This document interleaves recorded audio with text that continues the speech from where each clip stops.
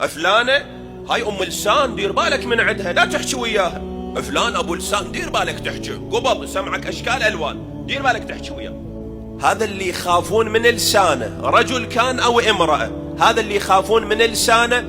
رسول الله صلى الله عليه وآله يقول عنه، شو حديث عن رسول الله قال: من خاف الناس لسانه، اللي تخاف من لسانه هذا، من خاف الناس لسانه فهو من أهل النار. الله أكبر. هذا اللي مخوف الناس بلسانه هذا من أهل النار.